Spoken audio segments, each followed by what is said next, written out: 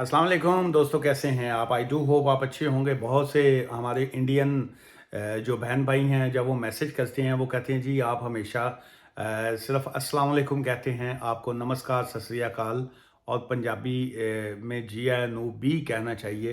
तो चलिए वो होता क्या है कि इंसान, चूँकि मैं मुस्लिम हूँ, तो हम लोगों को आदत यही होती है अस्सलाम वालेकुम कहने की, लेकिन आपके लिए जो है नमस्कार, सत श्री अकाल और पंजाबी वालों को जी आई नो बी। अच्छा, ये किसी का सवाल था मैडम का, उन्होंने कहा जी कि हमने आर्टिकल 3 के ऊपर केस किया हुआ था और उसके बाद हमें 2 एआरसी के कार्ड आए हैं। We got a 2 ARC card because we claimed asylum on article 3 जो है। देखिए इसमें आपके शायद ज़हन में ये होगा कि चूँकि आप मेन एप्लीकेंट हैं और आपके साथ में डॉटर है, शायद आपने ये लिखा है, तो आपका केस एक है। देखिए केस चाहे एक ही है, वो चाहे आपके डिपेंडेंट हैं दूसरे जो होता है कोई भी बंदा, लेट्स से अगर कोई मेल अगर केस फाइल करता है, एक फादर केस फाइल करता है, तो उसकी जो वाइफ होती है या उसके जो बच्चे होते हैं वो उनके डिपेंडेंट होते हैं। इसी तरह अगर कोई फीमेल मेन एप्लीकेंट होती है तो जो उनके बाकी फैमिली मेम्बर्स होते हैं वो उनके डिपेंडेंट होते हैं।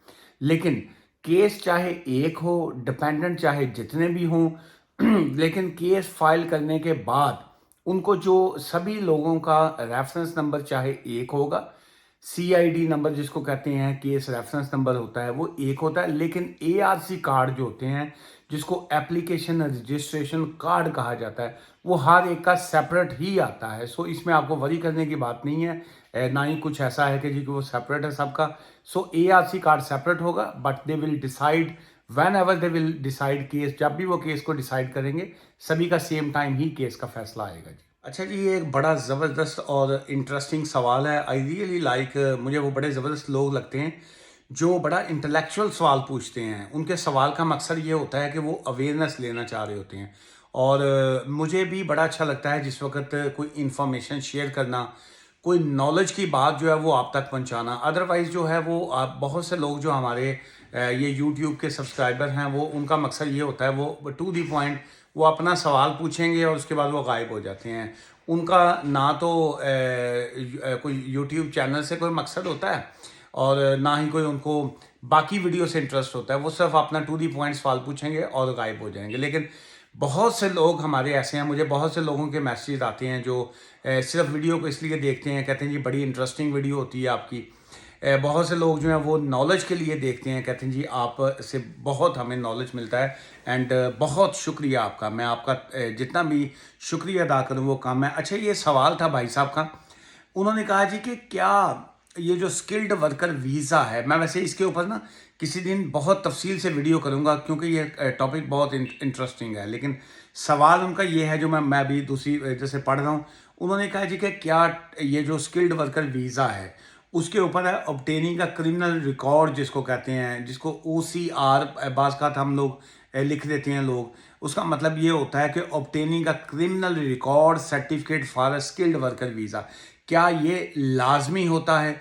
देखिए इसकी अगर हम तफसील में जाते हैं तो उसमें ये होता है कि जिस वक्त आप स्किल्ड वर्कर वीज़ा जो है आउटसाइड दी कंट्री अप्लाई करते हैं, तो उसमें लेट्स से आपने ये वीज़ा जो है इंडिया से अप्लाई किया, पाकिस्तान से अप्लाई किया, इसी तरह जैसे आपने टीबी टेस्ट जो होता है वो लाजमी होता है सर्टिफिकेट उसका लेना। इस तरह ये बेटर होता है कि आप इस तरह का, जिसको करेक्टर सर्टिफिकेट, हम लोग अपनी ज़बान में इसको बाज़ का करेक्टर सर्टिफिकेट भी बोलते हैं, लेकिन यहाँ पे जो इनकी लैंग्वेज है, इमिग्रेशन की ज़बान जिसको कहेंगे, उसमें इसको obtaining a criminal record certificate कहा जाता है। अच्छा, अब इसमें कौन से कंट्रीज शामिल है, बड़ी लंबी लिस्ट है, लेकिन मैं जो हमारे उर्दू स्पीकर हैं, हिंदी स्पीकर हैं, मैं उनके लिए पढ़ दूँ। इसमें बांग्लादेश है जी, इंडिया है, पाकिस्तान है, वैसे तो कनाडा भी है, USA भी है, लेकिन ये है कि आपको अगर हम इंडियन और पाकिस्तान की बात करें तो इसमें आपको सर्टिफिकेट लेना जो होता है वो लाजमी होता है। इसमें क्या होता है कि जिस वक्त आप सर्टिफिकेट लेते हैं उसमें लिखा होता है congratulation, you have overcome the hurdles and manage to get a certificate of sponsorship, COS जिसको कहते हैं, and not all the ties before applying. ये लंबी चौड़ी लिस्ट आ जाती है। इट्स ऑलवेज एडवाइजेबल कि अगर आप इस तरह की सिचुएशन खुद से कर रहे हैं तो तब भी आप करेक्टर सर्टिफिकेट साथ में अटैच कर दीजिए। अदरवाइज़ वो ख़ुद भी जो है वो आप की तफ़सील जो होती है या जो आपकी इंफॉर्मेशन होती है या जो आपका करैक्टर सर्टिफिकेट होता है वो रेलिवेंट आपका जो क्या कहते हैं एसपी ऑफिस होता है या जो पुलिस डिपार्टमेंट होता है या जो करैक्टर सर्टिफिकेट को इशू करते हैं वो वहाँ से आपकी तफ़सील ले लेते हैं अगर आपका क्रिमिनल रिकॉर्ड नहीं है। क्योंकि आजकल पाकिस्तान में ख़ासकर जो है वो एफआईआर जो दर्ज होती है जिसको फर्स्ट इंफॉर्मेशन रिपोर्ट कहा जाता है वो एक ऑफिशियल डॉक्यूमेंट्स है और उसका रिकॉर्ड ऑनलाइन होता है। अभी भी स्टिल चंद एक एरियाज में नहीं है लेकिन ये है कि वो फिर भी आपका करैक्टर सर्टिफिकेट उसका मकसद ये होता है कि आपका कोई क्रिमिनल रिकॉर्ड नहीं है जी। लेकिन हमारे नेबर्स में ही भाई भी लगते हैं, कज़न है मेरे, उन्होंने बुलाया है आज खाने पे, तो साथ साथ मैं उनका खाना भी शेयर करूंगा और आपके इमिग्रेशन के सवालों के जवाब भी दूंगा जी। जी यूके का वेदर भी जो है ना बड़ा अजीब है। मॉर्निंग टाइम जो था बड़ा ज़बरदस्त वेदर था, उसके बाद बारिश हो गई, उसके बाद बड़ी शदीद बारिश हुई, उसके बाद धूप निकल आई और अभी मैं फिर देख रहा हूँ कि धूप निकली हुई है और कोई पता नहीं होता किस टाइम जो है वो वेदर चेंज हो जाए। यहाँ भी यूके में वेदर का जो है बिल्कुल पता नहीं चलता है और अभी शदीद धूप है। लेकिन आपके लिए हैरत की बात यह है जो इंडिया से या पाकिस्तान से इस वक्त देख रहे हैं कि धूप आप देख रहे हैं, लेकिन जो टाइम है जी इस वक्त रात के 8:15 का टाइम है, 8:25 हो चुके हैं और आप देख सकते हैं कि धूप इस वक्त कितनी तेज है।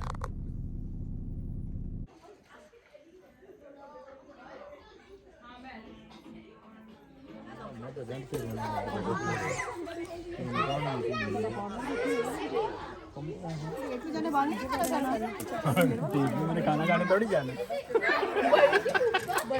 बड़े जी इन्होंने अपना शेव का की बहुत ही बेशर्म। हाँ जी ਉਹ ਤੁਹਾਨੂੰ ਇੱਕ ਮਜ਼ੇਦਾਰ ਦੀ ਗੱਲ ਦੱਸਾਂ, ਇਹ ਤੇ ਸੁਣੋ ਪਹਿਲੇ, ਛੱਡ ਦਿਓ ਖਾਣਾ।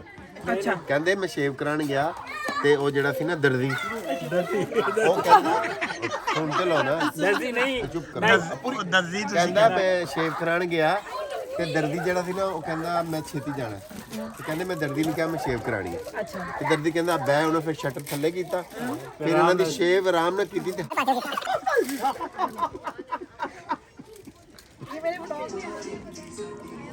वो जो निस्बत रोड पे आपने खाए गोलगप्पे कभी?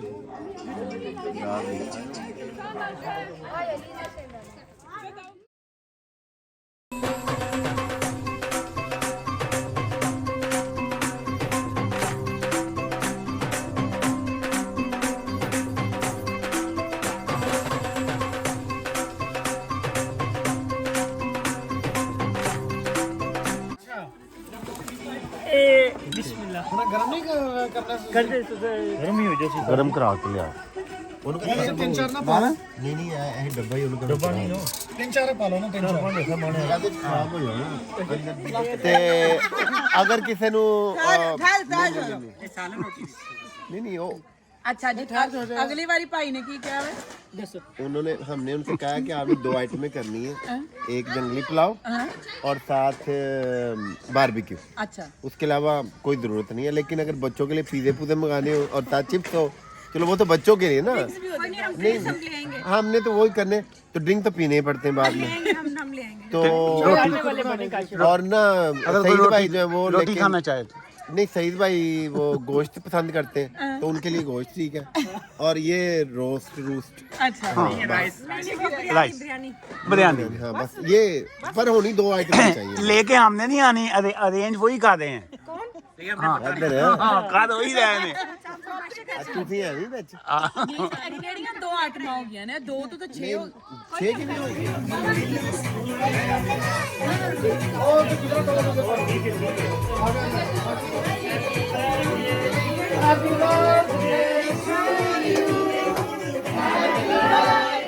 जी दोस्तों, आज संडे का दिन भी चला गया और आज के इस वीडियो का यहीं पे क्लोजिंग करते हैं। तो कल मंडे वर्किंग डे है जी और कल से फिर एक न्यू बैटल का स्टार्ट होगा और फिर वही क्लाइंट्स, वही इमिग्रेशन और वही courts and this and that वही चलेगा कल।